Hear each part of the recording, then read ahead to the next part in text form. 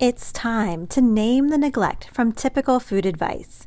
Welcome to the Find Your Food Voice podcast, hosted by me, Julie Duffy Dillon.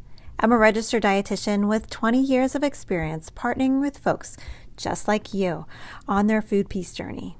What have we learned? Well, cookie cutter approaches exclude too many people, and you don't need to be fixed. It's not you. It's not me. It's all of us.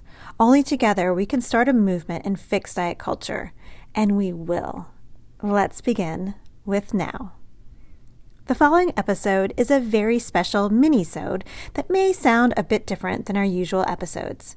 Perhaps a bit more rough around the edges. They give you a rare look behind the scenes or take a deep dive on a special topic. We hope you enjoyed this Minisode. We will be back in July with our typical programming. Until then, hit subscribe and say fuck off to diets. Hello, everyone. Welcome to our second mini-sode of the mini-series. I'm Coleen Bremner. As you can tell, I'm a little under the weather, so sorry about that. And I'm the operations manager for Find Your Food Voice. And you may have heard me on the podcast before in a segment called Diet Culture IRL, where I discussed just that, diet culture in the real world. Today, I want to share with you how I found my food voice. My experience with diet culture started when I was a kid, watching someone close to me suck down their Slim Fast shakes and begging them for my very own.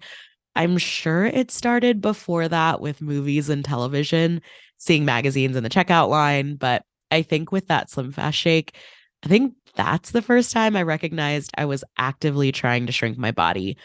No matter how many times I was told I was unique or special and it's good to stand out, our culture shared a different message. It's better when you fit in, when you look like everyone else, when you don't upset the status quo. These beauty standards are impossible to keep up with. Look at how people have changed decade to decade. I started to feel like after countless diets, something didn't sit right with me anymore. So I sought the internet for some answers. I typed into Google how not to diet. And the first website that popped up was intuitiveeating.org. And I started devouring the words on the page like little nuggets of wisdom for my anguished soul and damaged self-worth, which I had inherently tied to my own physical appearance. I started to get excited thinking about what my life would look like without the constant need to diet, how much time and money I might save.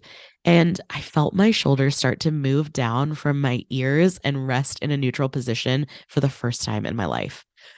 I was in grad school when this happened and started exploring different hashtags on Instagram, like body positivity and body acceptance and body neutrality.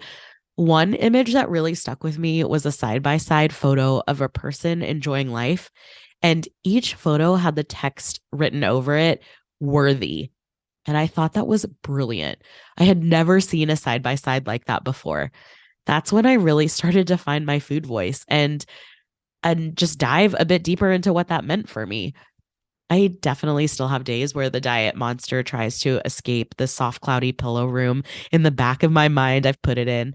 And when I see it now, I say, hello, old friend. You can't hurt me anymore. I am safe. I'm loved. I'm worthy. And I guide it back to its safe place in my subconscious. That's the thing about the appeal to diet. It feels like for me, it will never go away. But I have tools now and a voice now I never had before. As I begin to heal, I began to realize diet culture is rooted in racism. That appearance-based discrimination runs deeper than the simple hashtag body positivity. I am grateful for that hashtag in the end, though, because it did lead me to find my food voice. And knowing my food voice has power and knowing I'm going to use it. Next week, we'll hear more and we'll have another mini-sode. So stay tuned for our mini-series on the Find Your Food Voice pod. Thank you for listening. We hope you enjoyed this mini-sode. If you did, could you leave us a review or share this episode on your social media? Doing so helps more people find us, and we want everyone to find their food voice. Bye for now.